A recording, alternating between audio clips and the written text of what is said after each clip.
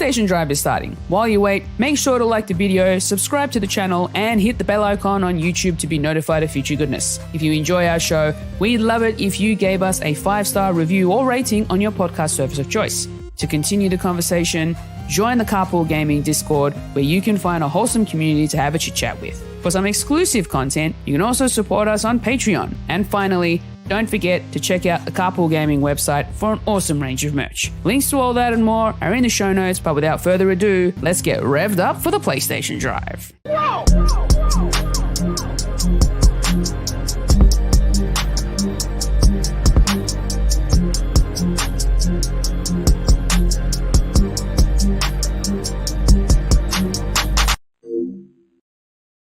What's up, everybody? Welcome on in. This is the PlayStation Drive, episode 153.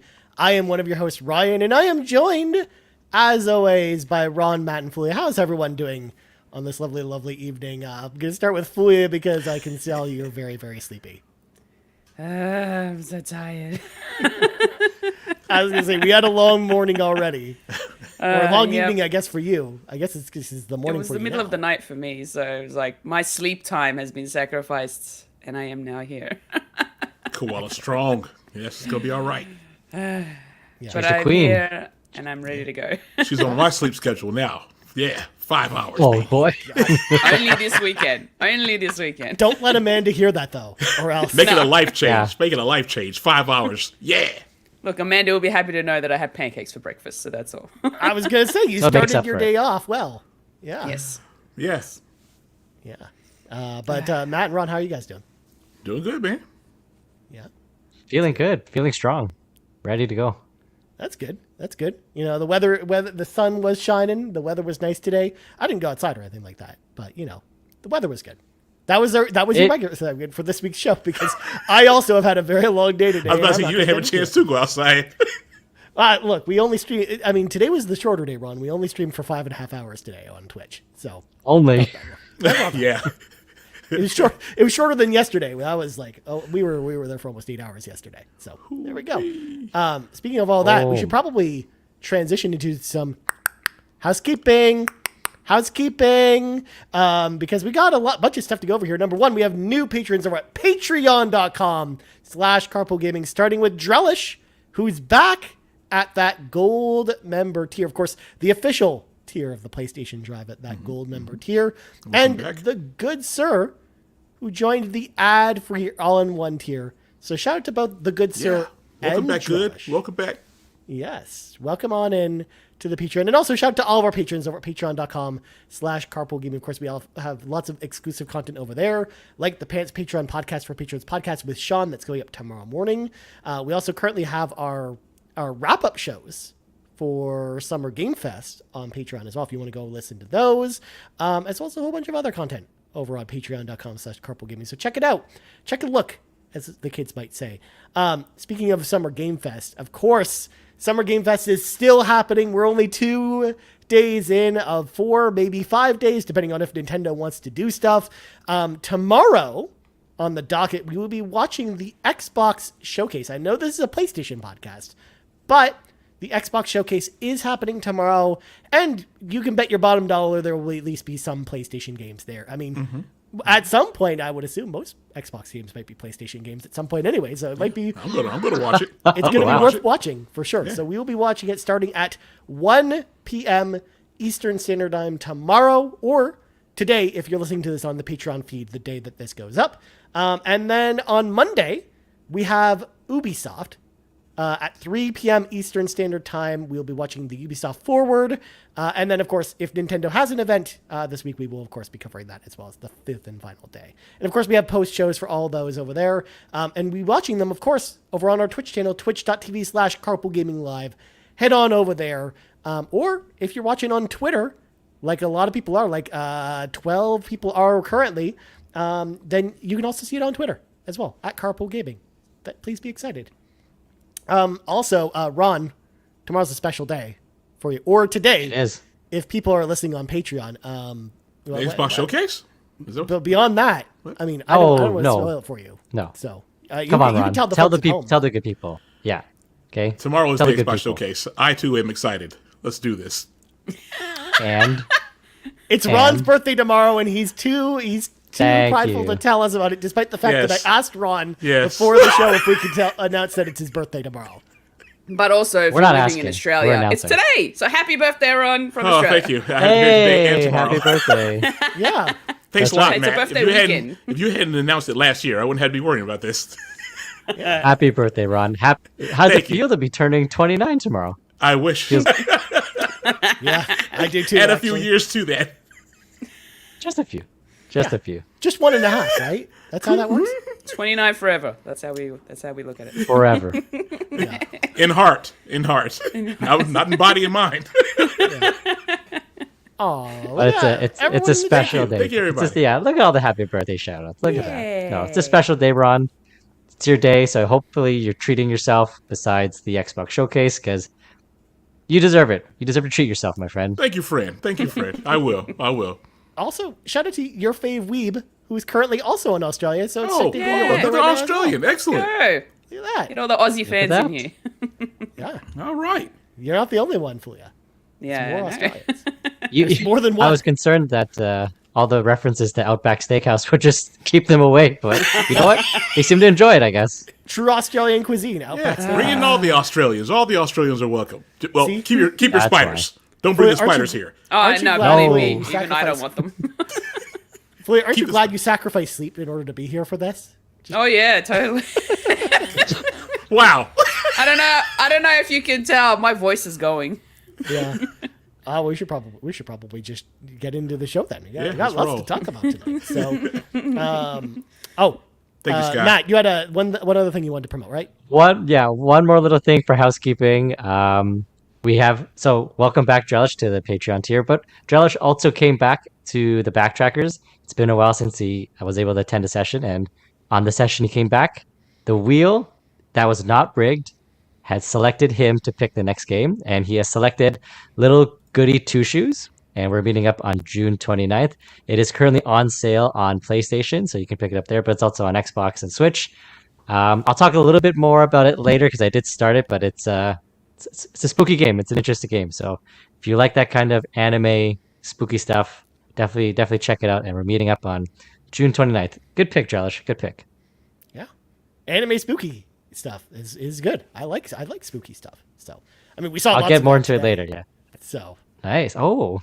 Oh yeah. Well, I mean, we'll talk about Summer Game Fest in a little bit. So, let's grab our 8 tracks, pop them in. It's time for the playlist. Time to talk about all the games we played this week. So, of course, as always, Ron, we start with you. What did you play this week, my friend? Still plugging away at Sea of Stars. Still having a good time with it. I gotta say though that I think it's a good game. I have not seen at this current time why it was on so many people's Game of the Year list. Oh no. Oh. Yeah, it is not that hot fire like everybody was trying to act like it.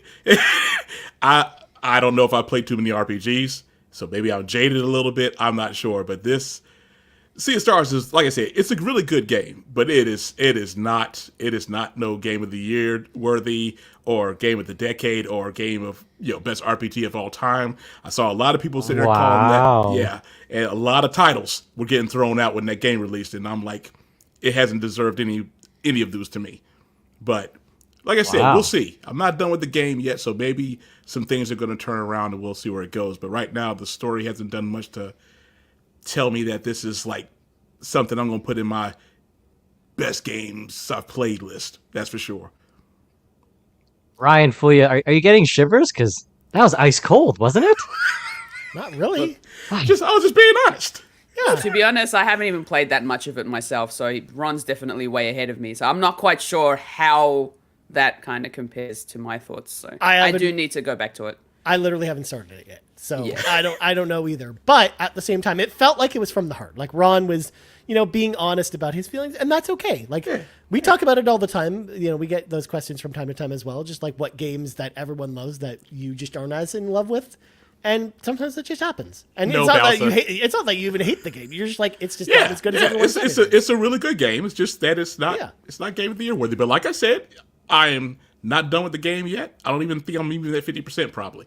So we'll see where it goes. It's not even the one cheek that Bowser says. Nope. it is. Not one Bowser, cheek. there's either zero cheeks or cheeks. That's it. Yeah, just what about half cheeks? Is it not half cheeks? We've discussed this. Anyways, Can we not? anyways, You're gonna do that? Also, Amanda I am. totally just walked in at the right time, clearly. As we were talking about Steve Stars and cheeks, apparently the cheeks squad. So, Matt, we're going to get us out of here and move on to you. What'd you that's play? right. Sure. I started the new Backtrackers game, Little Goody Two Shoes. Like I said, it's anime, got some spooky vibes.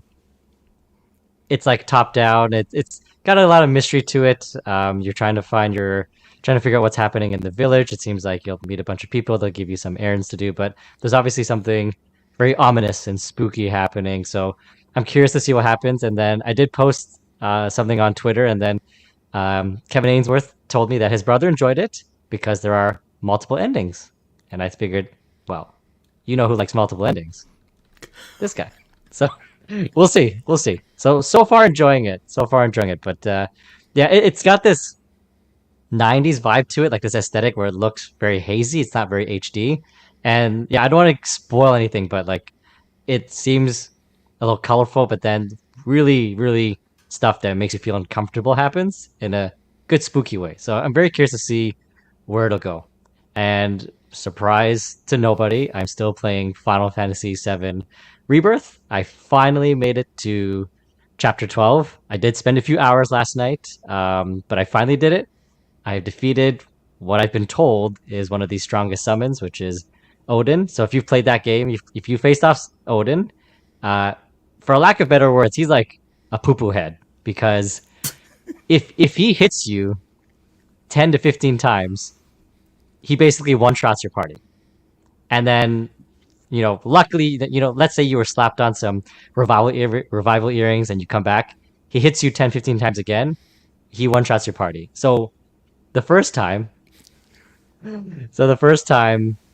I faced him, he one-shotted me within like 40 seconds and then 3 minutes. I was like, this is insanity. But my best friend said, you know what? You can come back with endgame gear. And yeah, so Val's in the chat. 10 to 15, if he hits you 10 to 15 times, he will one-shot you, which means like he hits all your party members and the damage is 9,999. So you can put up as many mana walls as you want. You're toast. It doesn't matter. It was my best friend said, he's like, you can come back with end gear game, or he showed me his video and he's like, this is the perfect strat. So last night I tried it again on easy mode, dropped him down to the easiest setting. I beat him in 2 minutes and I was like, I can keep going. I can play chapter 12, but I was so unsatisfied. Like if I felt like I cheated myself, even though I don't need to beat him on full might. And I was like, you know what? I'm just going to try it tonight. And if I really can't do it, then forget it. And kept going, kept getting closer. An hour passes by. I'm like, I can do this. And then finally beat him. Full might. World strong. Get him. Yeah. Thank you, Ron. So again, not necessary for the platinum, but just for my own sanity. And you know what? It's a perfect time for me to stop and take a little break and play little goody two shoes, because I'm enjoying myself in Rebirth. Because if I stopped at the gold saucer, which is coming up next, I believe, and there's more chocobo races, I'd be like, I don't know if I want to come back to this. So I left at a good spot. Oh, there's only more chocobo races if you want there to be more chocobo races. But go ahead, Ron, from Press Pool. On Question Little from Goody Press Two Pool. Shoes, Yes, are go you ahead, playing that on PlayStation? I am. It's on sale there. Oh, are you going to get the platinum? No, I thought about it, and then I was like, Rebirth's platinum trophy is like sucked up all my heart and soul. So I don't know. I haven't found like a quick, easy guide for it. So I was like, even if it's like, let's say the platinum difficulty is like a 4 out of 10, I don't have it in me. Like it'd have to be like, my name is Mayo difficulty for a platinum for me to which even means attempt no it. difficulty whatsoever. Yeah, because like Rebirth platinum is just like 9 out of 10 difficulty for me. I just don't have it in me at this point. So that's where I'm at. I know it sounds a bit much, but you're getting so close to the end, Matt. You're almost there. Not too far, man. Yeah, I'm excited. I'm excited to hear what you think about it. Is there a lot to do at the gold saucer? I mean, if you remember from OG. Oh God, Ron, what does that mean? there's as much to do in the Gold Saucer as there was in the original game. Yeah, it's quite a bit to do. They actually, for the most part, they kind of left that section for the most part untouched. They added a little bit of extra story there, but beyond that, it's mostly the same from the original game. Well, I am very tempted to just beeline it to the story because, like, I really want to see where this is going because I'm quite hooked. So I it's possible I just mainline it, and then through chapters that come back and do some grinding. So I haven't decided yet. We'll see. I do have a tendency to try to do as much of the annoying stuff first, but I gotta know what happens. It's killing me. I'm so confused. I'm like, this doesn't make sense. I gotta see what's happening. I need to see why. No comment. I'm not saying a word. You'll have to wait until you're done. Yep. Yeah. You'll find it's out. killing me. And the longer I go, it's like, am I gonna get spoiled at some point through social media? I'm playing a risky game here. So yeah, I don't know. Every day. Oh, I'm gonna bring up this question from your favorite. Since we're transitioning to Fulia's turn, anyways. Wait, question for Fulia, real quick. What places do you recommend in Australia over the summer? I know it's not relevant, but I'm thinking what to do in Melbourne. Anyways, W stream. What do you think? There is a lot to do in Melbourne, especially during summertime. Australian Open happens in January. So if you're here during January, then you will be able to see the Australian Open, and it is a good time. There's a lot of things happening Melbourne is a very, very entertainment-focused sort of a city. So there's a lot of theatre that happens. So if you're looking for like any kind of theatre productions, you're covered. There's going to be a lot to do, and there's always some form of like festival or market or like summer night markets where there's a lot of food and all that sort of stuff. So Melbourne is a great place for food and entertainment. Let me tell you, lots to do. Yeah, including various Outback Steakhouse locations as well to get. There's cuisine. not many of those here. But we are also the coffee snob of the world. So the coffee snob city of the world. So if you like your coffee, you're gonna get good coffee here. Excellent. Yes. Well, that's good to know. Well, Fulia. Yes. I'm excited because you and I saw a bunch of games with demos this morning. Oh, and boy, your did we. document here just says all the demos in capital letters. So tell me about all the demos. Before I get into all the demos, though, I did start playing a little game called Paper Trail on my tablet, thanks to Netflix. So Paper Trail is a little puzzle game where you are sort of traversing through the world, but you're actually folding the screen so that you can then get across into certain areas. So it's a really cool look, sort of like an origami puzzle, I suppose. So if you fold one edge of the screen, it'll give you another path so that you can get across, and then you can unfold and bring down the corners. And it's actually a really cool game, and the aesthetic's really nice, and I really like the art style of it. It's very sort of hand-drawn, colored in kind of art style, so it's really cool. And yeah, if you've got Netflix, you can go into the Netflix game section on your handheld device and download the game, and you don't have to worry about ads, you don't have to worry about in-game purchases. It's all there. So and I'm very grateful to have Netflix for that. So I've been eyeing off playing Paper Trail, considering that Locklett's played it, Seth's played it, and they've said many good things about it, but I've been holding off just because money. So as soon as I saw that Paper Trail was on the Netflix games selection, I was like, sweet, I can play it for free, I'm good. So that's what I played recently. That's why I started playing. But in terms of Summer Games Fest, holy moly, there are so many new games coming soon. But not only that, the games that are coming soon have demos. And I love demos. I am so all for demos. So the first one I want to start off with is After Love EP, which is a really nice sort of a narrative, interactive story-rich kind of game. And it's set in Jakarta, Indonesia. And it's essentially about a character it's got some rhythm based sort of mini game in there where he's a guitarist in a band, and he's also going through a bit of mental health himself because he's grieving the loss of his partner, and so he's trying to work through that with his bandmates, and there's other meeting new people and all that sort of stuff. And the art style of this game is so simple, but it's gorgeous. And I absolutely love the fact that there's a little bit of voice work in here, as well as just reading dialogue. So that's kind of like a nice sort of a balance.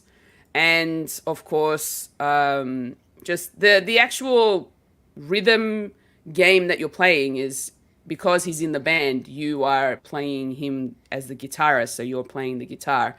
So and I'm playing it using my my controller, and it gets you to use the D-pad in order to to input the notes on the guitar, rather than using the buttons on the right. It's just the D-pad. So you're pressing up, down, left, or right, which is nice.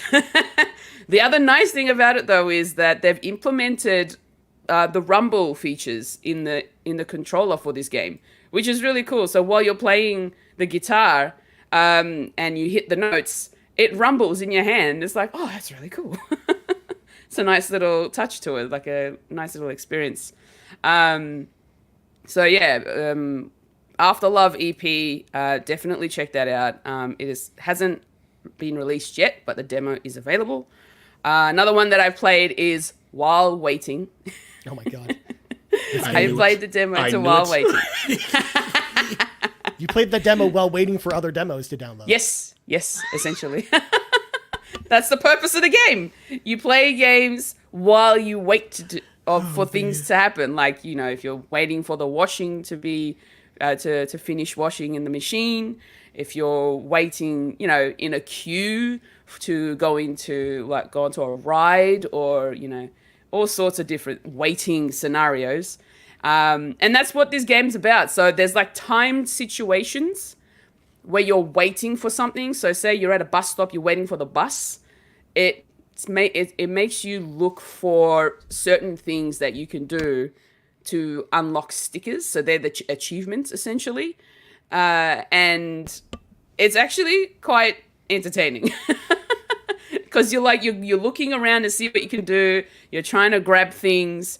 You're trying to move around and all that sort of stuff. And it's actually quite funny because you're also there are so many different situations that you're waiting, and I didn't realize these situations until I saw them. So it was really interesting. Yes, Ron. Hello, Koala. Quick question.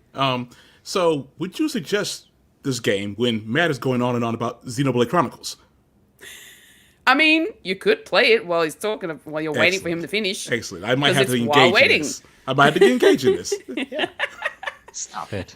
And what's nice about the demo is they don't give you the first few levels. They actually give you a few random levels from different sides of the game. So it's not like you're playing the first 5 or 6 levels of the game. You're actually playing random levels throughout the game, which is really cool. So yeah, definitely go check out While Waiting. The demo is available. I would highly recommend it. And then the last demo that I have checked out is Building Relationships. Oh, here we go. I knew you were going to play this one. I must have missed that one. Yes. Oh my goodness. So this one was announced during Day of the Devs. And what was nice is that once we got into talking about it on the post show, the actual developer popped into chat, which is really cool. Oh wow. Yeah. They hung That's out amazing. with us during the section where we were sitting there talking about the game. Yeah. Because they could tell, I guess they had been watching for a while in the chat, but they weren't saying anything because they were just looking there because they noticed we were going through all the games from the showcase in order of announcement. So they knew when their game was coming up. So they managed to pop in right before the game. Yeah. Before, that's cool. All right. Yeah, and it was really nice because we gushed over the trailer that we got, and then I went out of my way to play the demo after the fact, and my gosh, this is hilarious. The dialogue is great. There's flirting involved. There's, things that you have to find. But essentially, you are a structure. You are a house rolling around in the hills. What? Looking for other structures to date. It's a house dating sim where you date other houses. Building I was not- relationships. See, when you Sorry. said building You get the pun? relationships, I thought it was like some kind of waifu simulator. I was not expecting Yeah, I was all in. dating I mean, game. it's And now all, in my house? It's all how you look at it, right? I mean, houses can be waifus too, Yeah, why not? I guess so. I didn't know that. Yeah. It's But yeah. really amusing. But then you can also go fishing, and when you go fishing, you don't fish. You fish for You don't cars. fish for cars. You don't fish for fish. You fish for cars. Yeah, like cars are driving what? out in the Vehicles. ocean, and your house has like a fishing rod from the chimney that goes out in the water. You fish the cars out of the ocean. Yep. Hell? Yep. What's going so the on? demo. What kind the of demo- game is this? Yeah. You need. Believe me, you need to check it out. Go to Steam, download the demo, God. fish up a car. Should have known. It is hilarious. Oh, my I Lord. loved it. I am keeping this one on my wish list. I am definitely going to get this and play the full game because This it is- is so funny. This is one that deserves this, by the way. We'll pull up the Yes, the trailer. yes. This is you. This is Please, your house. this is what it you. is. You just roll Okay. around, and then you got it. You're a house that just rolls around. You've got dash abilities. You can jump, and You have there you go, dash fishing. abilities. Yeah. There you can. You're I fishing. remember seeing this, but when I saw it, I thought it was going to be like some kind of Katamari game, so I skipped over it. No. You're not gathering things to attach to you. Look at that okay? windmill. Look at that windmill waifu. That's over there. Millie. Yeah. Millie Millie? is there to meet someone on the island. She was recommended to get there. What, That's so what? tennis. Houses have some kind of Tinder or something? What's going on? Look at that tent. It's so provocative. Star is right. This is so This creative is wild. and unique. And it is amazing. You can climb up cliffs You're climbing up. as a house. Yeah. And that is you. You are the course. building. Lord, I have You are truly that seen house. it all. I have truly And- seen it all. Yeah, I know. This is wild. Again, you should have seen our faces when this actually came on during the show. We were Yeah. like, what are we watching? And Yeah. why, Oh my and why God. did we not need it in our lives before? I know, right? It's like we really need to add this one to our, list of games to play. And I Ryan am really Turford's looking Tower forward of to it. Terror. It's going on the list. Crazy Bus, Pepsi Man. Building relationships. Building But that relationships. actually sounds entertaining though. Are you It saying really Pepsi is. Man is not entertaining, Ron? Huh? Are you saying What? Pepsi Man is not entertaining? Oh, something must be going on with my headphones. What? Oh, Ron. Anyways, Fulia, I'm glad that you played Yes. a bunch of demos and had Yes, time to play those are some the of them. demos that I've played. I'll be playing a lot more this coming week. So I might have to look check forward that to one out. I gotta admit it. You got me intrigued. That's wild. You should also watch the trailer with the audio because the audio is Yes. actually really good too. Oh, with my with the actual developer talking about it. It is Yeah. so Okay. good. Okay. Dude, it's so good. Yeah.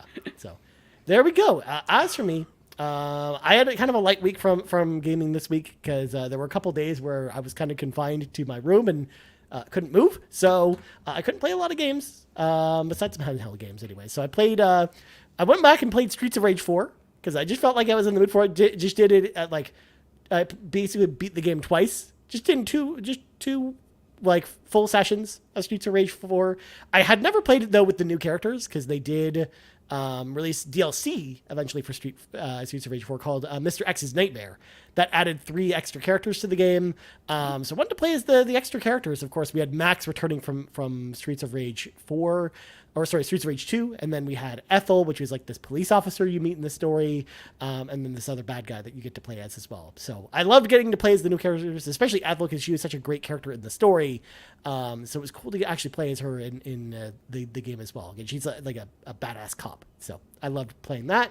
Also, all the Mega Man Game Boy games came to NSO. Yes, this is a PlayStation podcast, but I played a bunch of those because, of course, I did. I am that person. Mega Man. So I beat Mega Man 2 on Game Boy this week. So the only Mega Man Game Boy game I haven't beaten this year is Mega Man 5, but I've beaten all the rest of them. So I'm going to do that at some point. Go ahead, Fulia. So how do you like the music in Mega Man? Because I've recently been listening to a little podcast called Bit Harmony, and they're talking about all of the Mega Man, like I think it was Mega Man 9 soundtrack. and the music's actually really cool. I actually really like it. The best part is go back and listen to some of the old Mega Man music from the NES days, from Mega Man through 1 through 6. Because I mean, Mega Man 9 has a great soundtrack, but I think some of the earlier ones like have a beat. So especially Mega Man 2 and 3 have amazing. 2 and 3, I was about to say, Yep.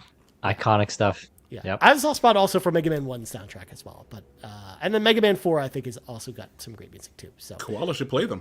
They're really hard. Agreed. Yeah. I don't know that it'd be my kind of game, but I'll listen to the soundtrack. Rybo keeps asking me to do a marathon of all those games at Extra Life, so maybe I just play them in Extra Life and hear the music that way. So, because that used to be for me when I used to do Extra Life on my own. That used to be the tradition. I would beat all 6 Mega Man games in a row, just back to back. So, but now there's 10. It's not an easy feat. Good lord.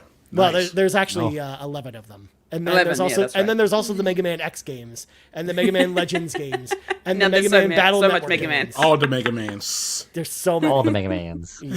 All the Mega Man. But the Mega Man Game Boy games are cool because they're kind of like remixed versions of the NES Mega Man games. So, and they just hit NSO this weekend. I had been waiting for a collection of those to come out, and they never did one. Instead, they just put them on NSO, which I'm fine with too, since I have my Switch. So. There's that, and of course I played more Final Fantasy 14, but you don't need to hear me talk about that because I'm going to be talking about it nonstop in a few weeks because we are, less than a month away from Dawn Trail at this point. In fact, we are 20 days away, so be prepared, my fellow panelists. Ryan, while you wait, play while waiting. I could do that. I could. Koala. I mean, I also was really looking at playing the Keylocker demo. Because that's a game I'm like super excited about, and the demo went up this weekend. So, but I'm kind of waiting for that game to come to PlayStation before I play it. So we'll see. But before we transition to topic of the week, real quick, I forgot to bring this up at the beginning of the show, but I wanted to bring this up now, and we'll remind people, of course, at the end of the show in case people skipped ahead for whatever reason. Next week, and for the foreseeable future, we will be switching the date and time of this podcast to Sundays at 8:30 p.m. Eastern Standard Time. We'll, of course, give people plenty of notice in the Discord as well that this is a thing. But we wanted to, of course, announce it here that starting next week, at least for a couple months, I think, we're going to be moving to Sundays at 8:30 p.m. Eastern Standard Time. So please be excited. But anyways, I'm going to jot this down real quick because it is time to move into topic of the week. So, we thought we were done talking about PlayStation announcements when we talked about the state of play last week. But oh no!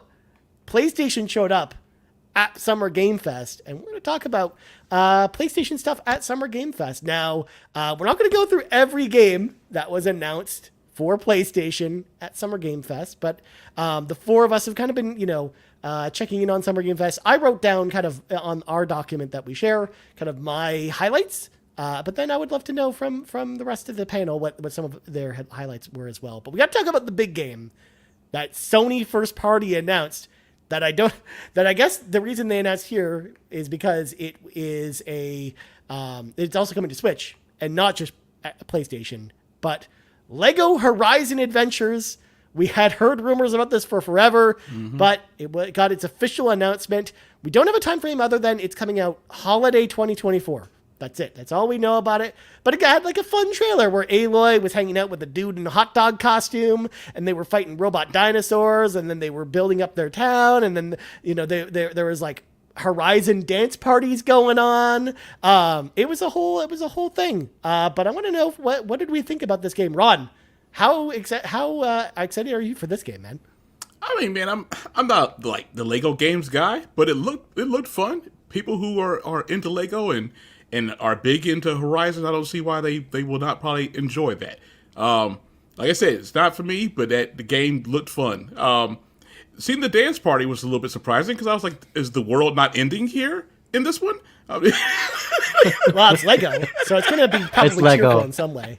It's going to be a party of some sort. But exactly. it looked like a fun game, though. I mean, so it had the elements of the Horizon world, so it isn't like they just put a Lego skin on top of it. It looks like a Horizon game in Lego form. So, no, it looked entertaining, though, man.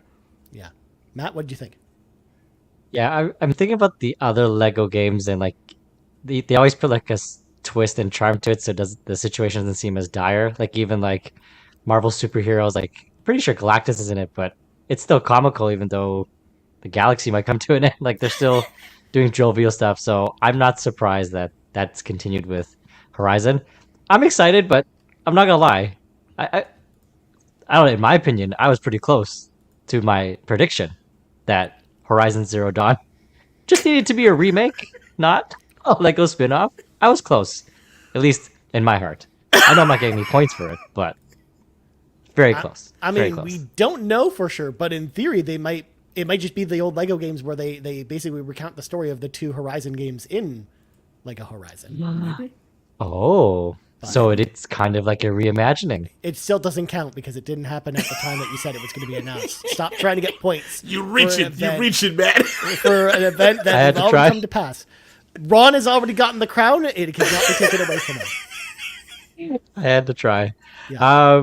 No, I'm excited. I'm really glad that Sony's branching out and getting their IP into different ecosystems. I think it's brilliant because it's not the fact that this game's available on Switch and other platforms, but it's tapping into a different type of gamers who might not normally jump into Horizon Zero Dawn or Forbidden West. Like, because Lego games, like my kid plays them, and it's not necessarily because of the IP.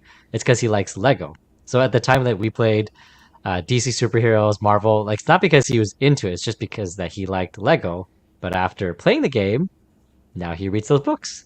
So it's honestly like a no-brainer, the fact that the Sony has done this, and I'm excited for people to get to know the world of Horizon, and then, you know, a few years later and a bit older, they'll might want to check out the Horizon Zero Dawn remake when it does come out, and then Forbidden West.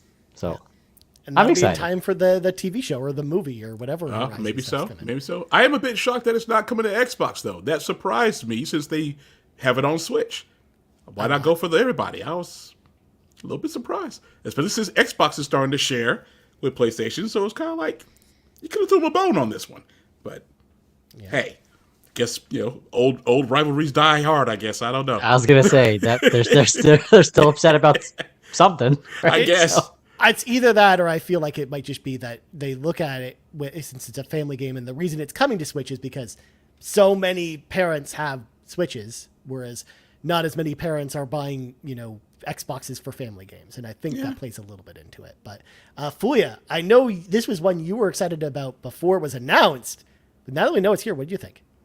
I am so there. I probably will end up playing this before I even get around to Zero Dawn in general. So I am all for it. The Lego games are so much fun. They're very entertaining.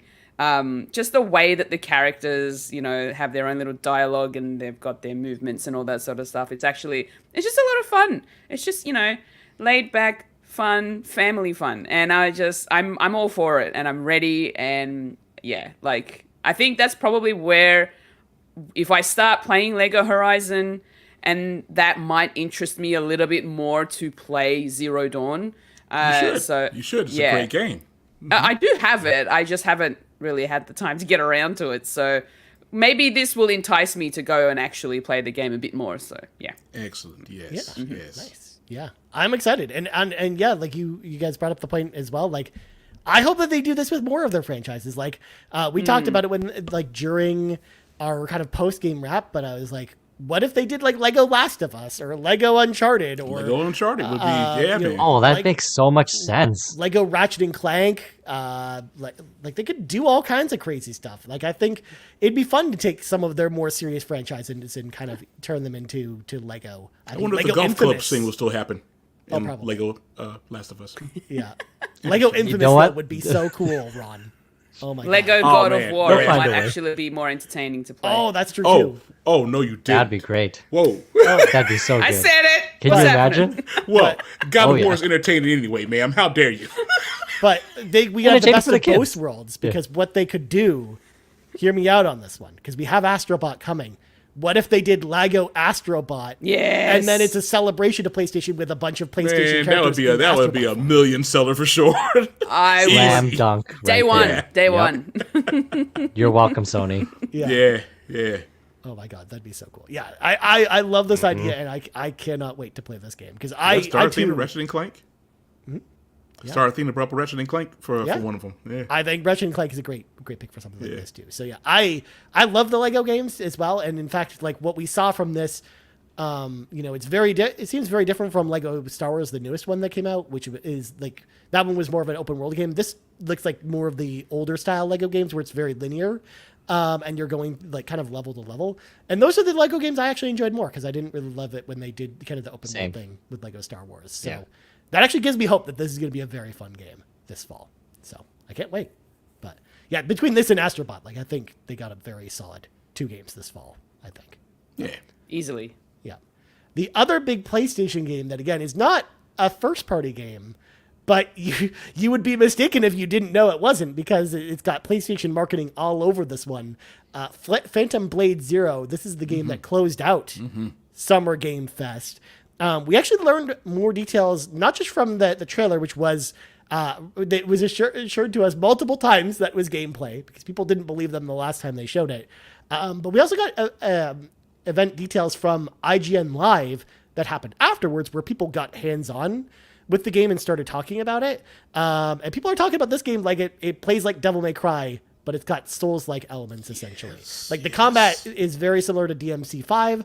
A lot of people are saying where it's very combo-heavy, and you've got a bunch of different moves and stuff like that. But then, like, it moves, like, at the pace of something like Devil May Cry, but it's got Souls-like elements where the enemies respawn, and you've got, beacons to light and stuff like that. So, this game looks really cool, and I'm really excited about this one. Yeah. Ron, what'd you think, then? Yeah, man. I mean, even when they showed it a while back, even though you weren't too sure if it was actual real gameplay or not, it seemed interesting then. But this trailer here really showed off, like, you could tell Devil May Cry was written all over that. And I'm fine with that. I mean, so that's pretty much doing what I thought Stellar Blade was going to do. And like I said, I'm good with that. I'm keeping an eye on it, depending on how heavy of a Souls-like they lean into. But I'm keeping an eye on it, man. It looks good so far. Yep. Looking good. Whereas Matt or Fulia, I know this is probably not a Fulia game, but Matt, were you at all interested in this one? I'm going to pass this back to Fulia because it's not a game for me either. Cool. So what you're saying is multi-pass is what you're saying. I am. It looks too hard. No. Souls-like? No, thank you. Oh, man. I don't do that here. See, I don't love Souls-like games, but I love Devil May Cry, and I love Ninja Gaiden. So whenever people start speaking those words, talking about a game's combat, yes, please, sign Ryan Turford up. He's ready. Matt, there might be a story mode for you, buddy. I don't understand. That's probably not true. Am I getting the full experience if I do a game like that in story mode? Am I? Well, frankly, am no. See?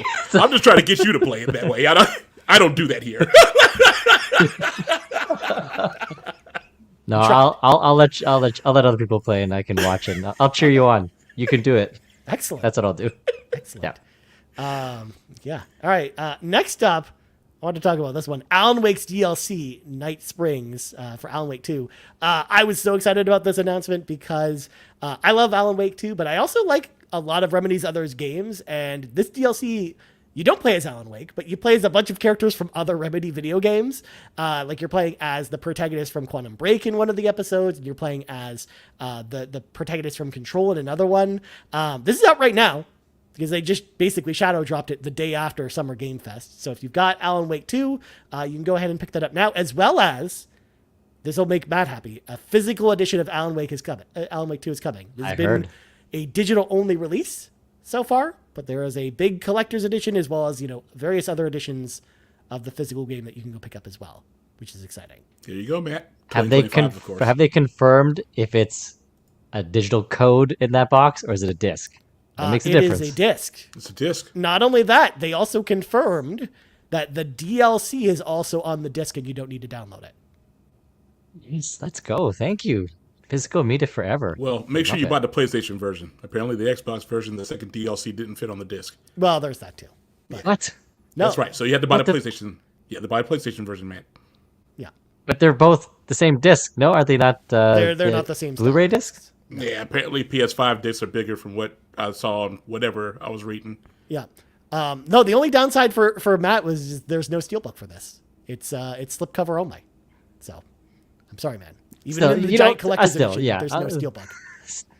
still, because yeah, I haven't played both games. It is on my backlog. I do want to go to the library to pick up the first one, but I remember when Alan Wake 2 came out, there's a big huff puff about digital only, and I agreed with that. I'm like, not a fan of that. Like I don't like I know where the trend is going. I'm not foolish, but I still don't like it when I see it. So to see that they're coming back and doing it in a big splashing way of like physical, very happy for it. But yes, I will play the first one at some point and then the second one, and Or you could skip we'll the go from first there. one But and go right to the second. Yes.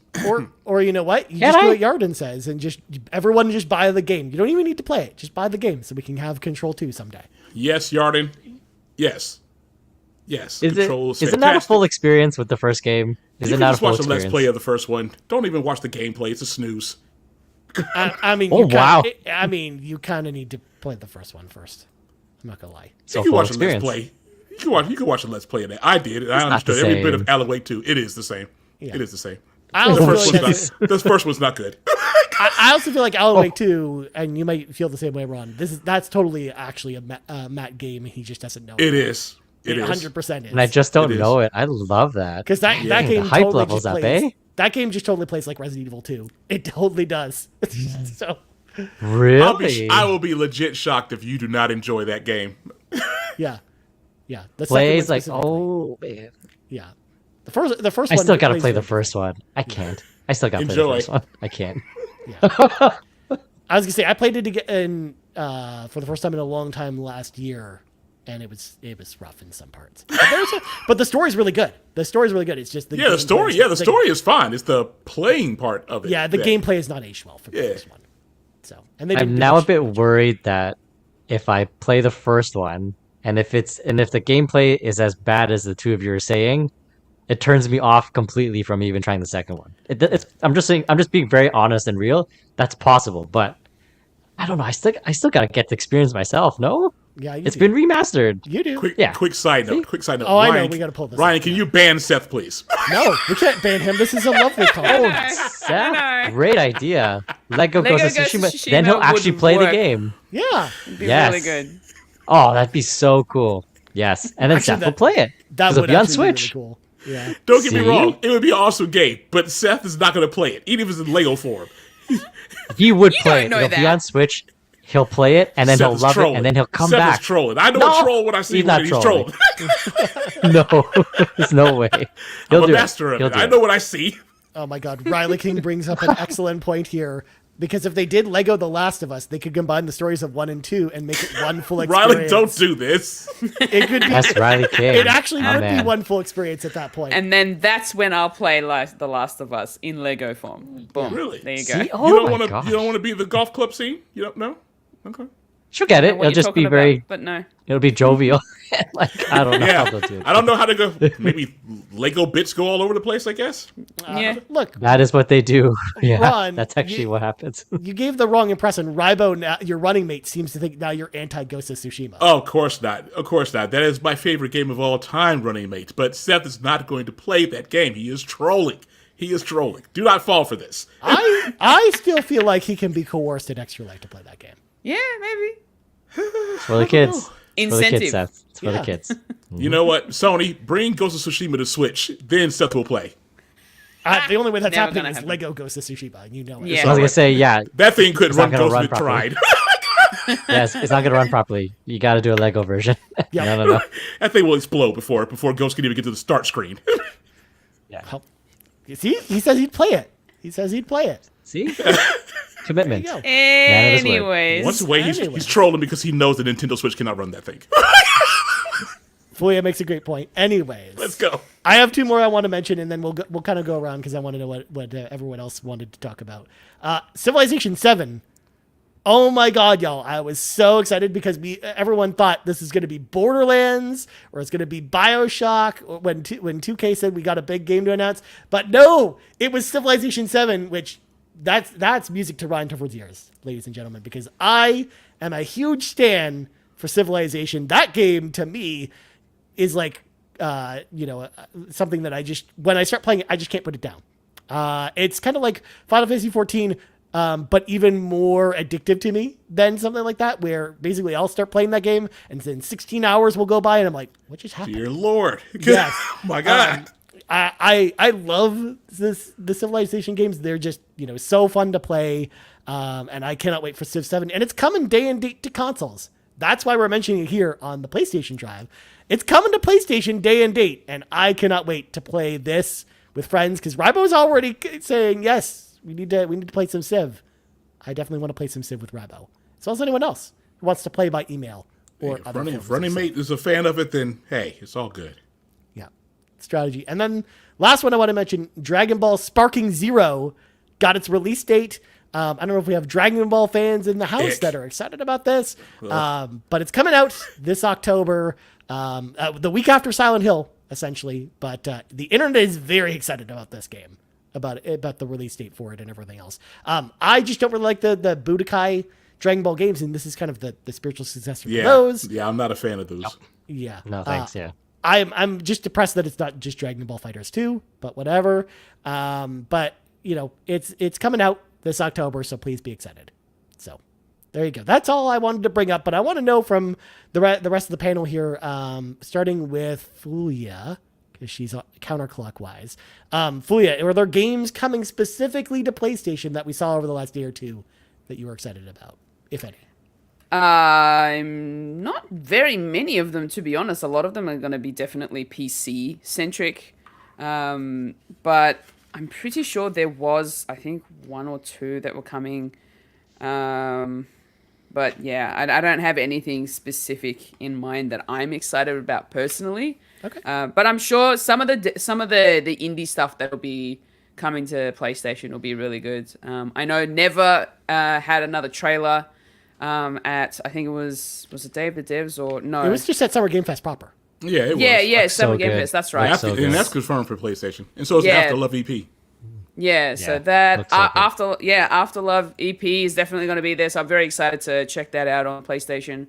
And yeah, there's I'm pretty sure there's a lot of other ones that have been announced. So definitely go check the PlayStation Store for all the indie games that have been announced or in the coming soon section. And then wishlist them so that at least you know when they Especially are After available. Love. Give After Love a shot. Creator of yeah. Coffee Talk. He was on that before he passed. So Nice. give it a shot. It's really good. Yeah. Also, Fulia, where do we sign the petition to bring building relationships to PlayStation? What are we doing? I know, right? That'd run pretty easily on a PlayStation. Of course it would. Of course. I'm sorry. Duck Detective should come to PlayStation first. I'm sorry. Well, this is also true. It does need to be on PlayStation. That's right. Duck Detective needs to be on all. It'll be the Paper Mario we'll never get. Yeah, well, pretty much. Yeah, you ain't lying. Nintendo's not going to share anything with us. Wait, hold Yes. on. People actually want to play Duck Detective? Is that a thing? Oh. Come on, man. I'm no fun. That's what people know about me. If there's one thing people know about Ryan Turford's no fun. Okay? Whatever, Ryan. All right, Matt, I'm saving us. What about you? Was there anything else that we saw over the weekend that you're excited about? Yeah, like Fulia, I'm so excited for Neva from same developers as Reese. Even just the trailer got me in the feels already. So I'm very, very excited. Is there a date for it yet? No, right? No, they haven't. They haven't announced a date yet. They said it was 2024, but they didn't specify when exactly. Yeah, so it that's could all we be know. Later this year. Yeah, Just but sometimes- the one thing about Never that I didn't expect was that there's gonna be combat, and that was oh, that's actually quite interesting. Isn't that? Yes, that was a unique added thing to it. I noticed that too. Yeah, I was oh, a little surprised, but you know what? All for it because Don't love worry. It's not going to be Grease. Souls-like, that's for sure. So it's going to be all right. I would be quite surprised, and not in a good way, if it was a Souls-like game It's going to be compared to their first game. It's going to be all right. Okay, I mean, you know what? That's what the developer's passionate about, and this gets the feels of what they want. I'll try it, but outside of that, Ron and I were talking about this. I refuse to believe that my most hyped game from Summer Games Fest is not coming to consoles. There is no way that Mighty Morphin Power Rangers Rita's Rewind is stuck on Steam. It makes no sense. Matt, I'm going to correct you here. Uh-oh. They came out Yes. afterwards and confirmed it's coming to everything. There you go, Matt. Yes. There you go. Let's go.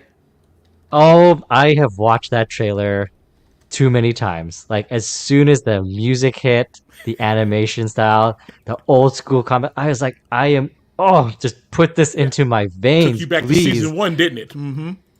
Oh my god, the hype levels, like, look. If they shadow dropped that game on Friday and they're like, the game's out today, and there's a physical release, collector's edition with all these goodies, I'm telling the internet right now, I would have broke my promise and I would have bought the the collector's edition right then and there. So thankfully for me, it's not out yet, because I would have totally broken my promise and be like, take my money, let me be a Power Ranger You still like might. I was when I was a kid. You still might. They No. 2024. I've had time to calm down. So if they do announce later there's a physical release, I'll like, you know what? I'm sending you clips of The hype's season gone 1 down. all over again. All over Oh again. my god! Like this Look how looks cool this so looks. good. Yeah. Yeah. The cutscenes, like it's brilliant choice to make the cutscenes that 2D art style, like fantastic. And look at that! It's not just beat 'em ups. You're on motorcycles. You get to play as It's all kinds of control the stuff. Megazord. It's all kinds of You stuff. Right? do get to control the Megazord. It's showing the transformation of Megazord. You punch the enemies in first person with the Megazord. Put this into my veins. I can already see the future. Later on, there's going to be DLC with who. You know which Power Ranger's coming to DLC. I still You already think know it's that going to be might Tommy. it. It's going to be Tommy all day. I mean, I think that might just not be DLC. I think that might just be a character they just add, or is it like a secret character? Man, if they put the Green Ranger in, it's over. Because Right? if memory serves me, I think like with Shredder's Revenge there is an unlockable character too when you beat the game. So I think they might do something like that for this too. But I don't remember. There was DLC for Shredder's Revenge later, right? there was Wasn't it that 2 added characters? even more characters. Yeah. Yeah. But Yeah. and they could add him with DLC, but I'm glad you brought that up because I forgot to put that in my list. Dude, that game looks so awesome. And it Oh just my reminds God. me It of did, playing. it did look good. I'm not even a beat 'em up guy like that, but that did look great. that reminds me of playing the Super Nintendo Power Rangers games, both the original one and then the one based off the movie, because both of them are beat ups and they're both very fun video games, and they still hold up today. We actually played them 2 years ago at Extra Life, and they were still both very fun. So, yes, very very good games. I'm a Cannot bit wait for those. surprised that Matt is not interested in Slitherhead. Oh, Yes. Ron sent me a trailer for that, and I think we discussed it. It's a CG trailer only, right? No. At that time? No, Not they show gameplay. gameplay. No? They show gameplay for it. Mhm. yeah, the original I'll have to trailer look that later. we had was CG only, but then there's a gameplay trailer for it. Yeah. Okay. I'll have to look into because I saw the trailer Ron shared with me, and I was like, I just know from the past that CG trailers can be misleading, so hype levels are staying neutral until I see gameplay. So No, they thanks had for gameplay giving me in, an update in- so I can check it out. Yeah. I mean, I can also just do this, and then we'll skip ahead to where the gameplay actually starts, where you're basically going in different people's heads, and you're controlling different characters, and you're walking around, and you're using them in combat or to get to different areas of town, like creepy monsters. That is and not what I was expecting from this game. stuff. Yes, It's kind of cool. very very different from Silent Hill, which of course the creators of Silent Hill are making this game, but. Very cool. I'm just worried about some stiff controls or the combat Yeah. not It looks a feeling little. It as looks good. a little wonky still. Yeah, but yeah, Maybe they want it to be wonky.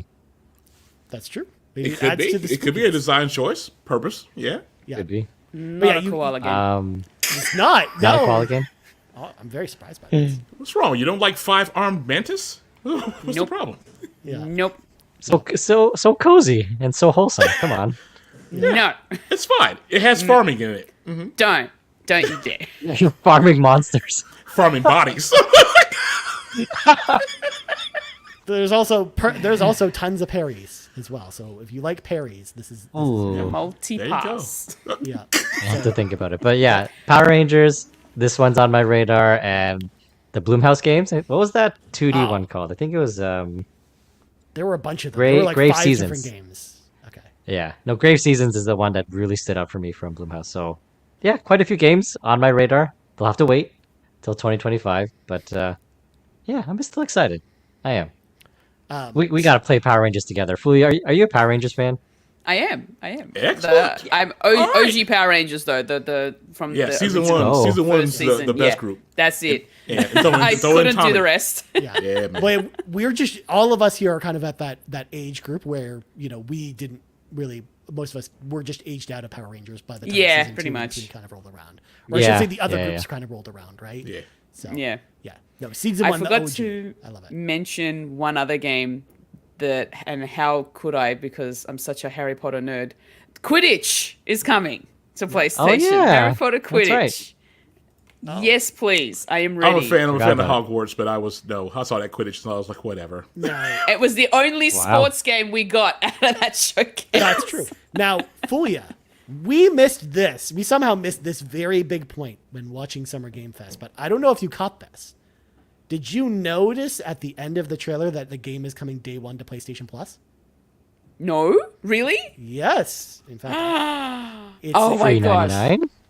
Heck yes. yes, because it's one of those things where I didn't realize it afterwards until I was watching like another YouTube video about this, and I'm gonna pull it up here so y'all can see. Because I've got it on my wish list. Available from day one with PlayStation Plus. Oh, look at I that. missed that completely. I am excited as I can't wait. Say the word. Say it. No, Say I it. can't. Yeah. I'll Speak say your it truth. with you. Be excited. I'll say it with you. Yeah. Fudge. I'm excited as fudge. Yeah, because and the best part is in the fine print, it's not even that it's coming to extra PlayStation Plus. It says the standard edition will be available from September 3rd to 30th, just on PlayStation Plus Essential. So you just will be able to claim the game for free. It's gonna be cool. so. Nice. We're basically getting like one of the That's the our first September announcement release. for September. Okay. Yeah, nice. I like that. Yeah. Yes, let's go, Sony. That's what we need. Everyone can be playing this. That's what's gonna do it, huh? That's it. I'm already on the Quidditch. extra tier. What are now you she's a talking about? PlayStation player because of Quidditch. Wow. Hey man, it worked for Rocket League though.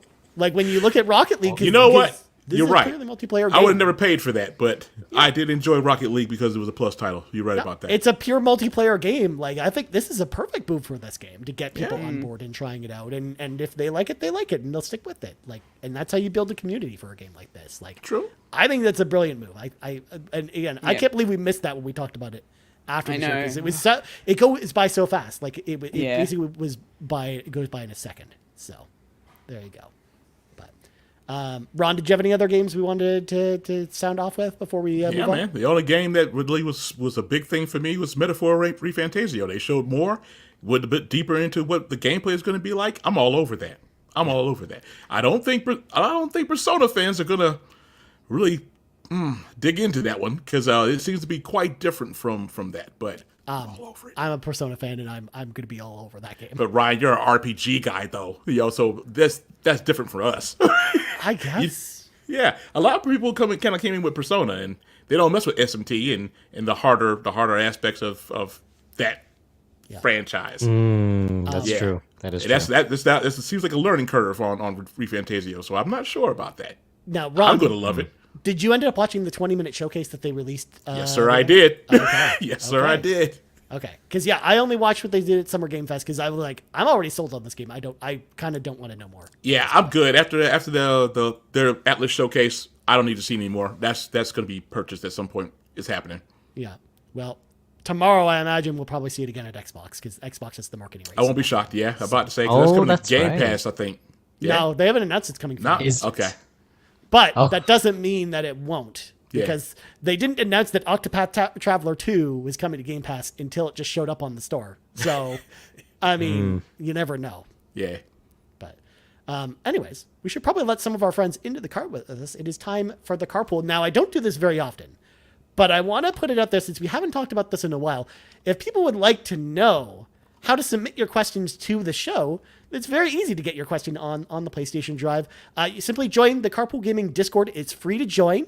And if you go to the PlayStation Drive section every day before the show starts, like the day of, Ron goes in there every morning and posts a question post. So if you just respond to that, or even if you have a question for us during the week that you think of, just tag us in it. Let us know it's a question for the show. We will make a note of it, and you get your question on the show. Just like Awesome Dave 1337 did, of course. Please be excited for these questions, Ron.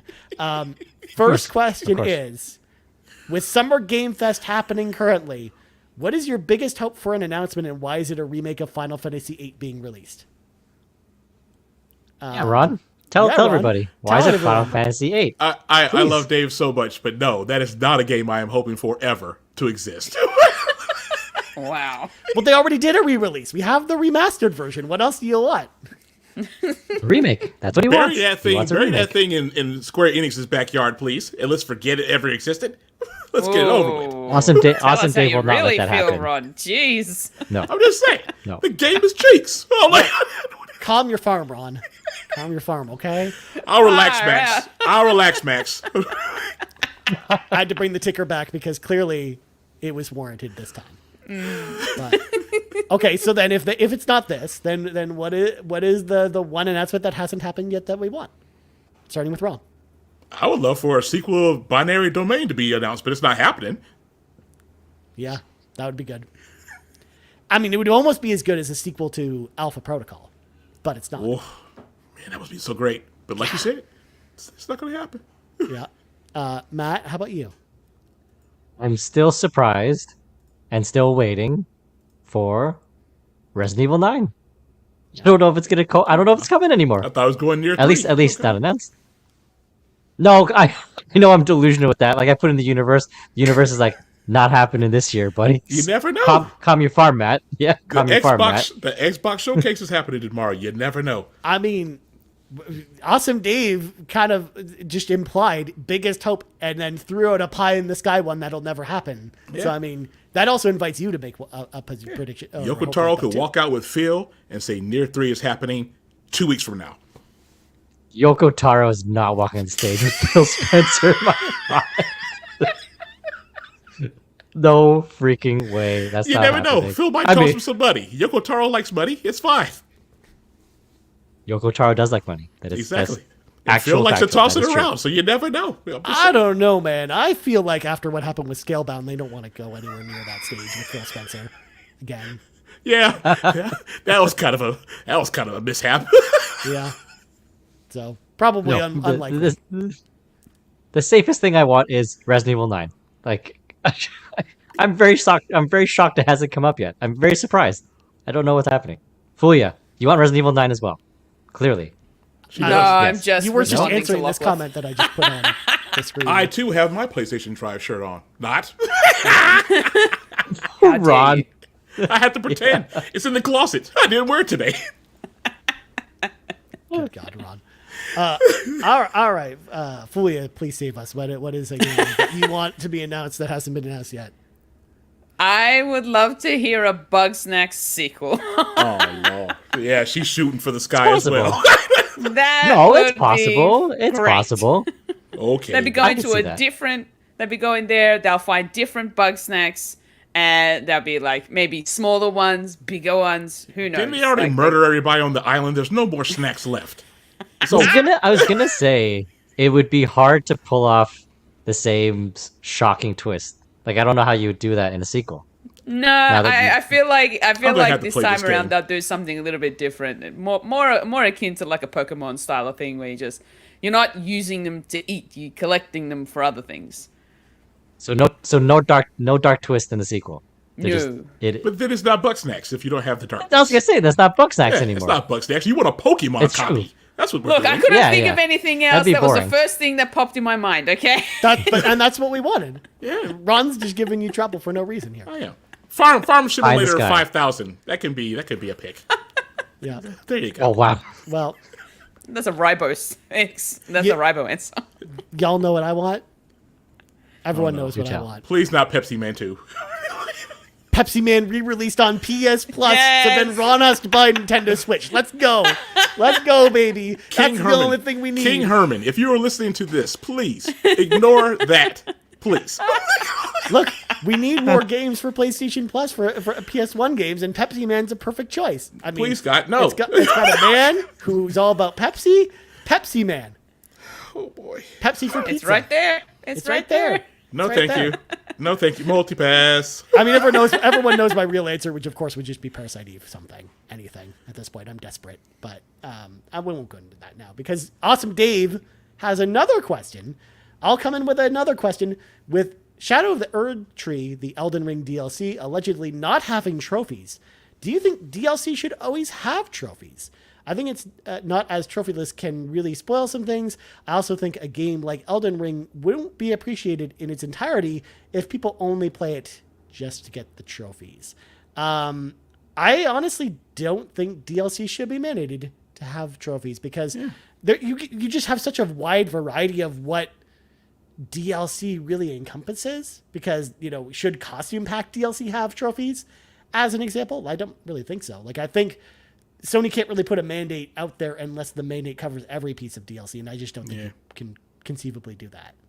So, all agree? No, I feel like if they're putting effort into making the trophies worthwhile in the DLC, I think it's okay. Like, I don't want it for the sake of it, where it's like chop off somebody's leg 50 times and get the trophy. Like, that's not fun.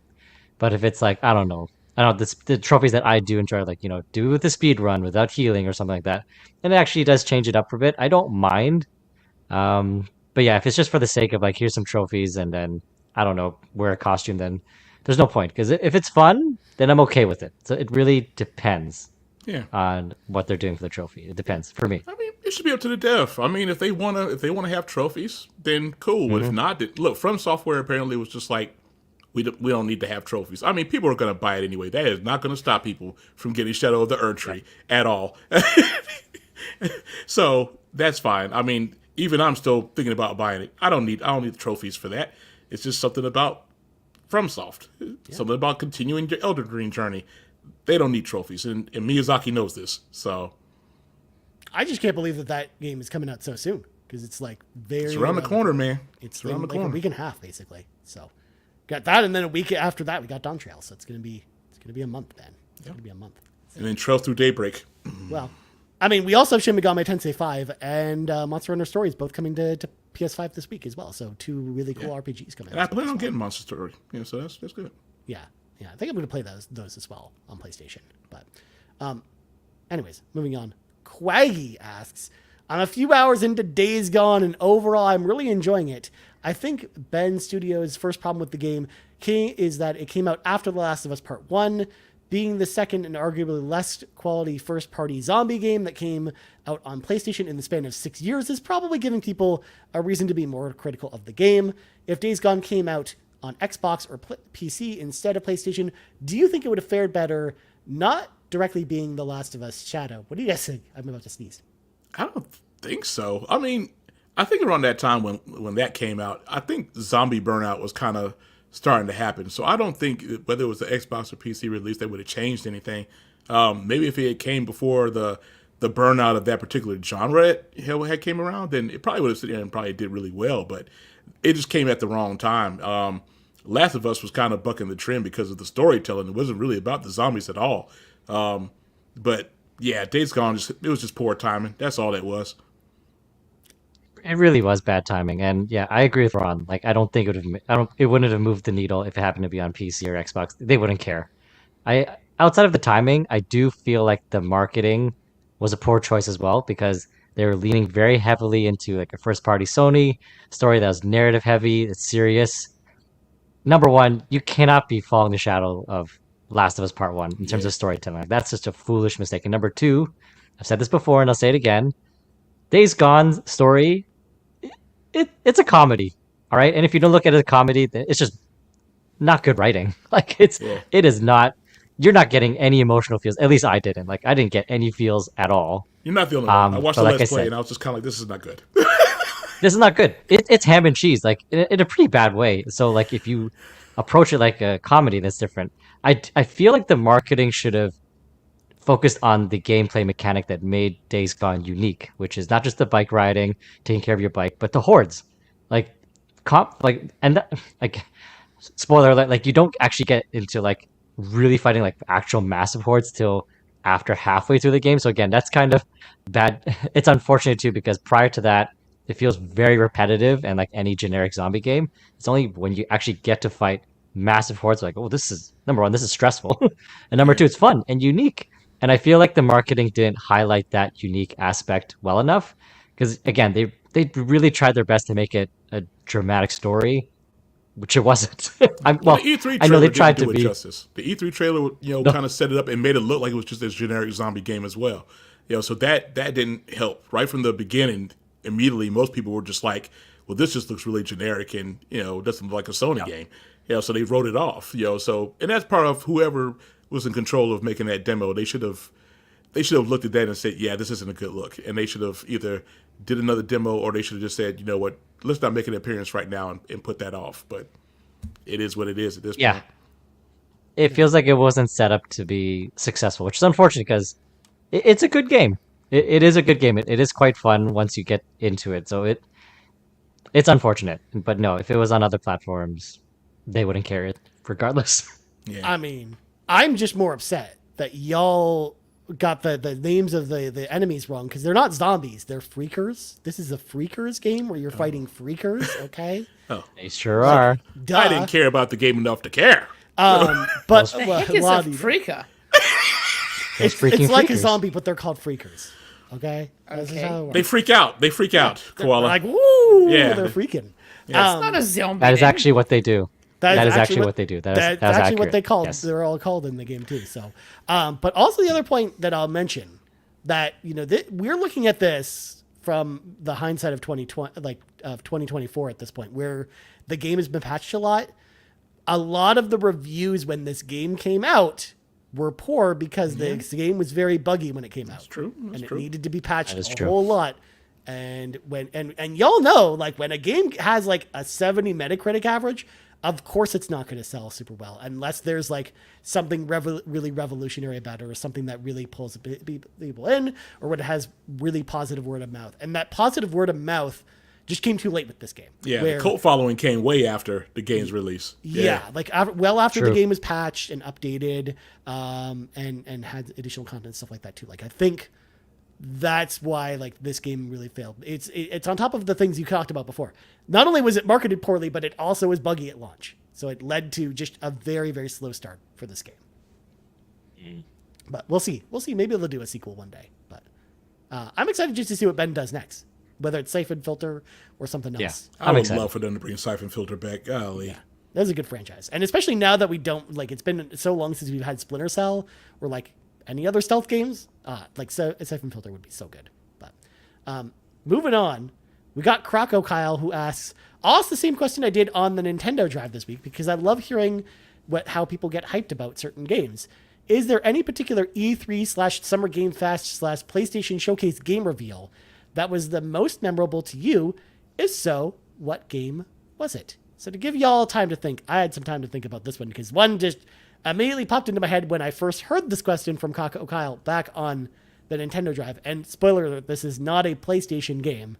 This is like a Nintendo game, mainly because I don't think I've ever had like a amazingly hyped reaction from a PlayStation Studios game at an E3 before, but I definitely did when I saw Metroid Samus Returns in 2017 on like the Nintendo Treehouse. They didn't even announce this during the Nintendo Direct. They waited until after the Nintendo Direct was over to announce this on the Nintendo Treehouse that followed said Nintendo Direct. But I got immediately when I saw that, I jumped out of my chair and freaked out. I could not believe that because at that time, we hadn't had a brand new 2D Metroid since 2004's Metroid Zero Mission on the Game Boy Advance. So I had been waiting very patiently for them to go back to the 2D realm of Metroid, especially after, Metroid Prime and, Other M and other things like that had come out. Federation Force had already been out at that time too. We got the announcement at that same showcase that Metroid Prime 4 was coming. So I was already very excited, but that announcement, man, like that really got me. That was probably the most excited I've been for any announcement of any game ever is Metroid Samus Returns. So that's got to be my particular choice for this one. But let's go around the horn, starting with Fulia. Is there a game that you were like, that was announced that you were so hyped about? No. Not really.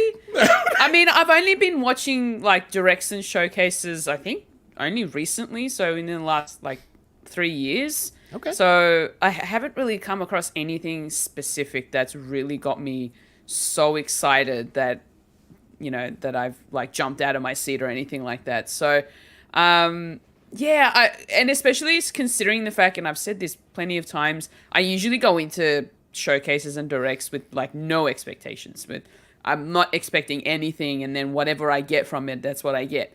So I think the closest I've gotten has been maybe the 2.0 update for Animal Crossing New Horizons.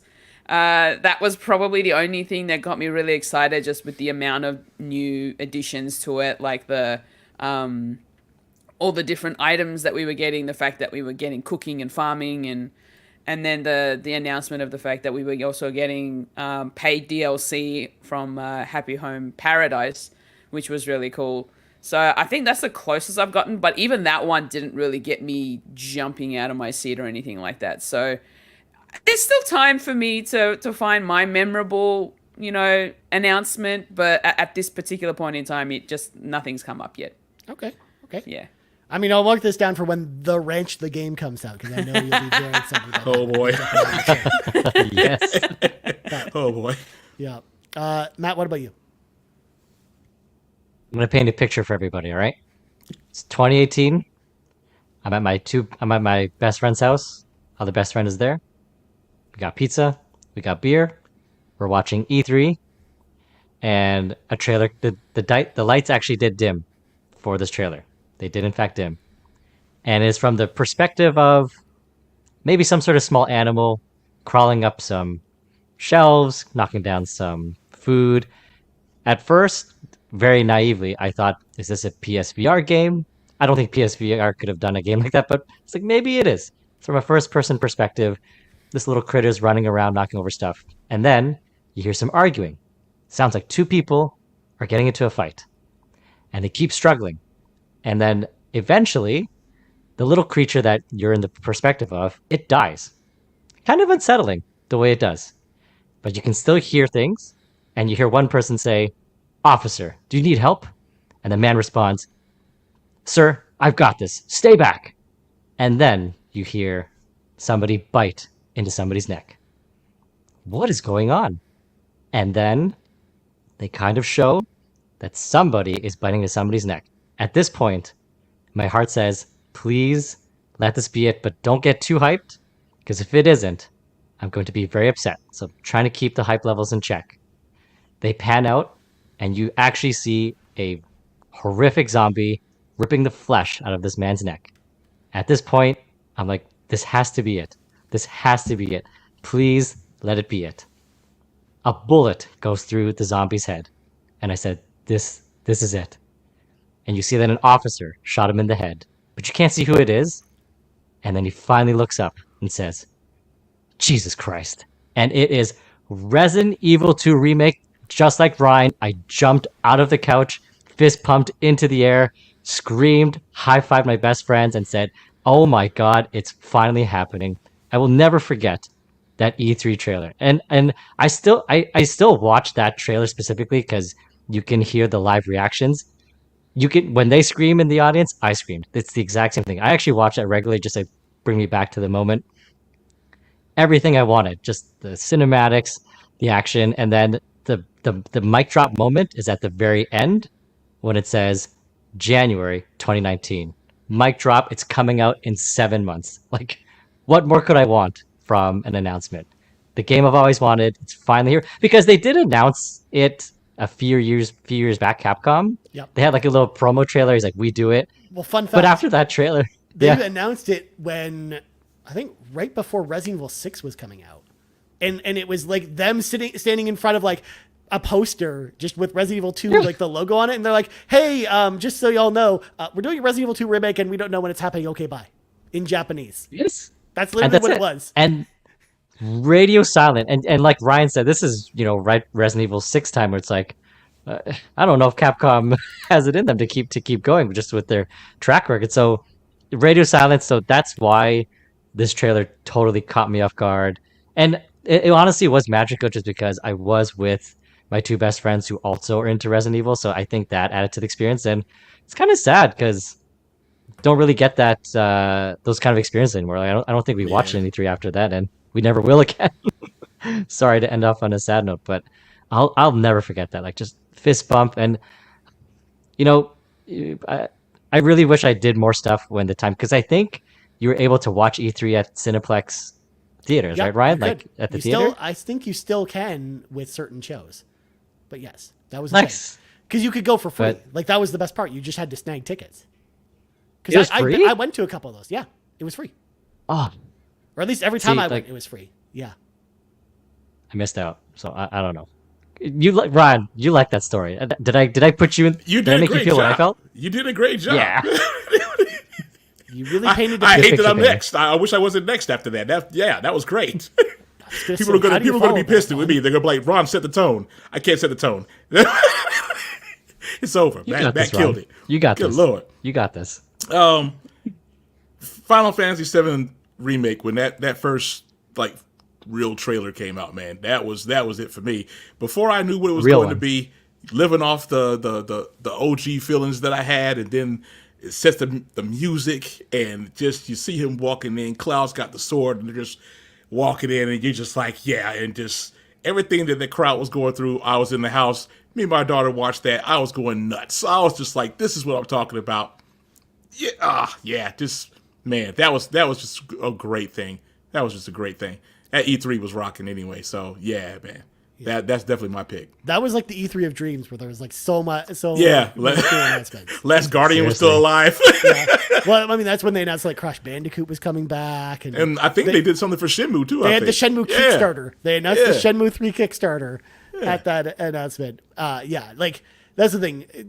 It's interesting when you talked about your experiences, Fulia, because I just think that announcements back then, like in 2019 or prior, I feel like they just hit differently than the announcements we get now. They do. At the They State do. of Plays They do. and directs and stuff like that, especially when they're on stage and there's like a crowd there and everything. You get to hear the crowd's reaction. I think that plays a lot into those Yeah, announcements. the crowds just aren't as live as they used to be. E3, man, it was just something about it. Just I don't know. It You just doesn't feel have the that energy. magic. You Yeah. feel it. Yeah. Yeah. So I think that plays a lot of part into why we were so excited about the announcements we were excited about. Was just back then I felt like they hit really differently. Yeah. But anyways, moving on. We got Black Wyver's question. Hope y'all are doing well and enjoying the plethora of gaming news this week. Alan Wake 2's digital deluxe releases looks interesting. To me, it's the perfect collection. It has everything, albeit I didn't buy Alan Wake 2 digitally. It makes it worthy for me. Are there any other games that you wish had similar releases / bundles? I mean, I'm going to steal this one before Matt has a chance to do this. What if Sony released a collection of Last of Us Part 1 and Part 2 and called it the Last of Us 1 Experience Edition? Like, how cool would that be? They would have to cut Matt a check because Max said it first. Take my money. Take my money. Matt said it first. Or give me money. Yeah. Or give me money. King Herman's going to have to come to your house and hand you a check. Yeah. But, yeah, I'm It's easy curious to money. know. Because, like, that's the thing. With this, since I'm not a big collector of physical modern games, I just don't really have, like, a good answer for this one in particular. Like, it's great to see Alan Wake, come to physical. And honestly, on PlayStation, we don't have too many instances where the games are digital only. That's more of an Xbox thing. Like Hellblade 2, as an example, there's no physical for that. So it's this is an intriguing question, and I just don't have an answer. So I'm curious to know if any of y'all have an answer. In fact, Matt, maybe I'll go to you first because you are the physical master. Yeah, go with Matt. I'm in the same boat with you, Ryan. I am still waiting for Katana Zero physical release. It was announced by Limited Run Games many years ago. So hyped for it. Never came. I actually did tweet. I think his name is Josh, the person that runs Limited Run Games, and he actually replied. And it was actually very nice of him. He explained, he's like, "We're waiting for the DLC because Akisoft announced that there's DLC coming to Katana Zero. This is many years ago. Still hasn't come out, by the way." And then he made a point, and yeah, he didn't use the exact words, but it was like, "You want one full experience, right, with the DLC on the physical game?" And I'm like, yes, I don't want to buy the standard game and then DLC comes out. I'd be very upset. And he's like, yeah.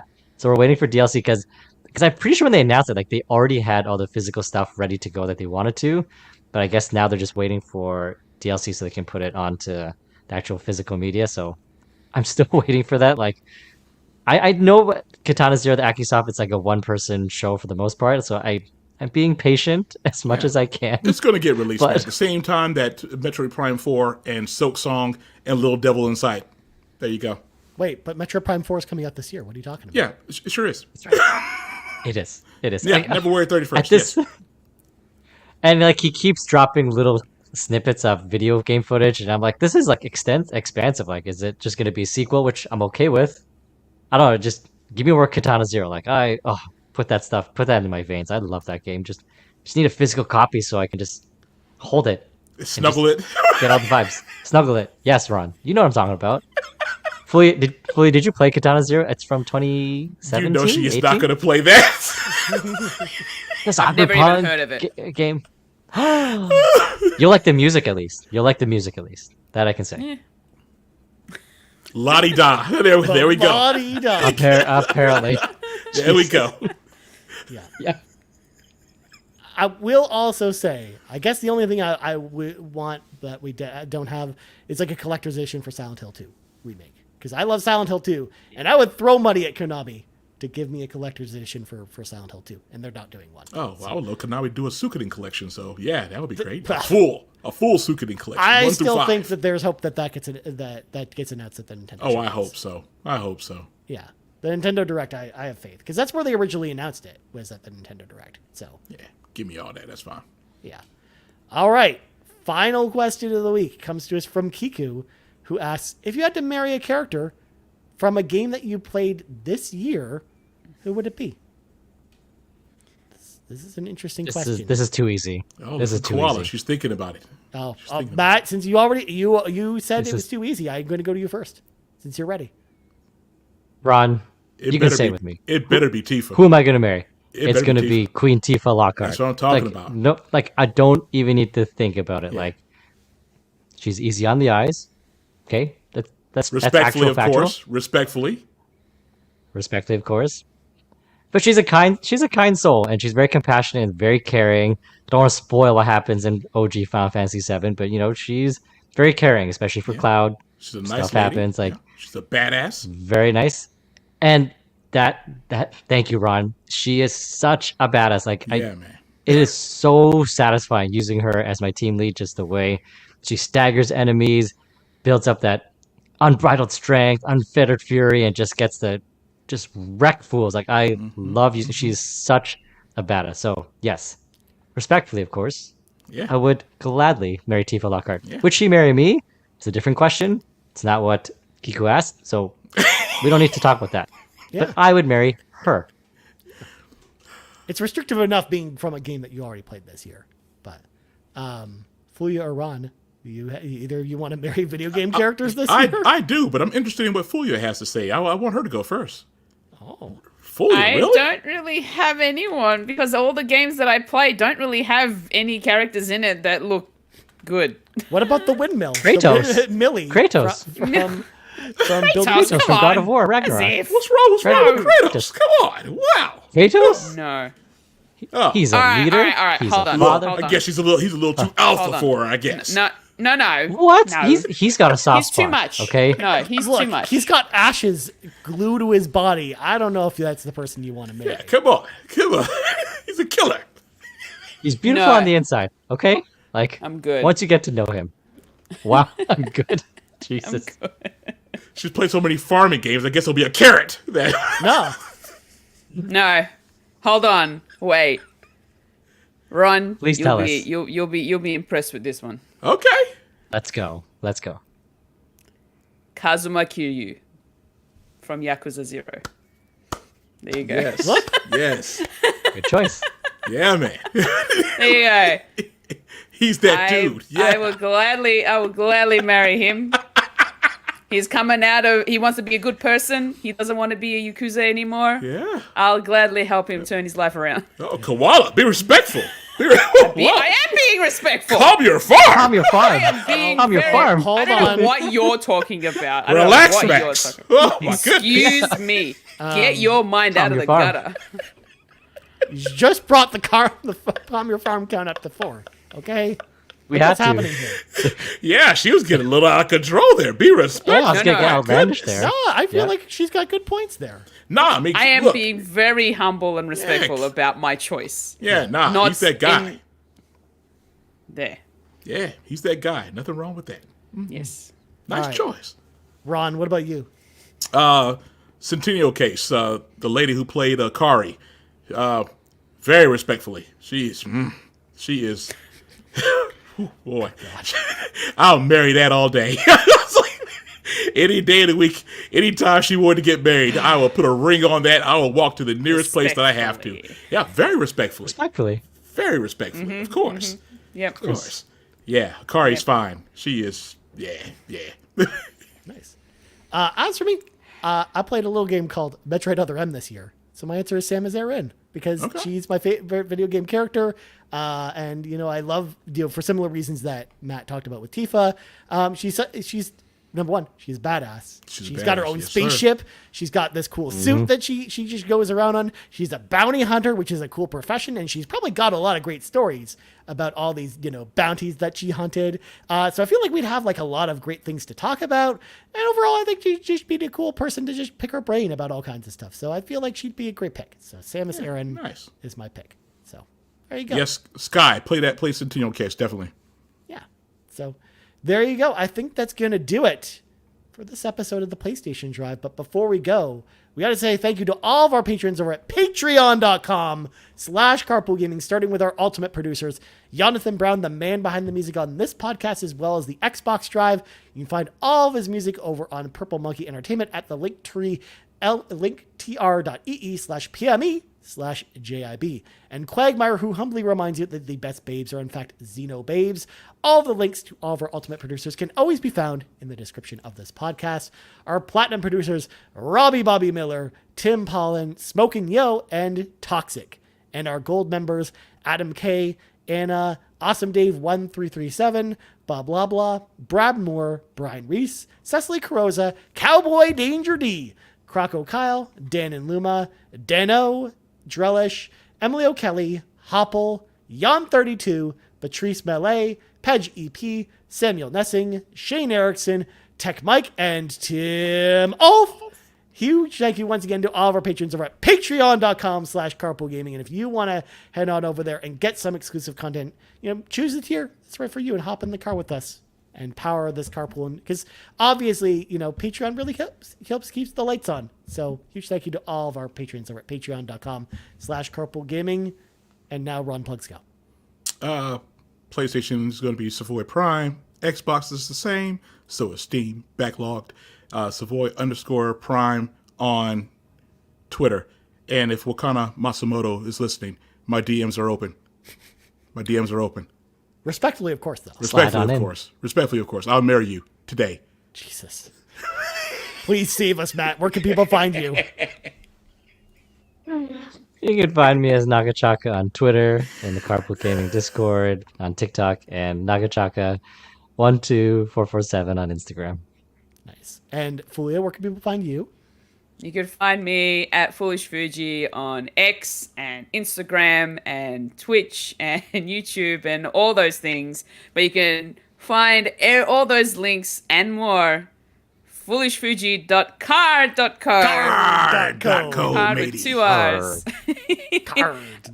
But also just a quick reminder of the date change and time change as well. We are now going to be Sunday, 8:30 p.m. Eastern time, starting next week. That's right. Yeah. Still same shenanigans. Nothing changes with the show. No. If anything, Fulia might be less awake this time around because it's even earlier in the day now.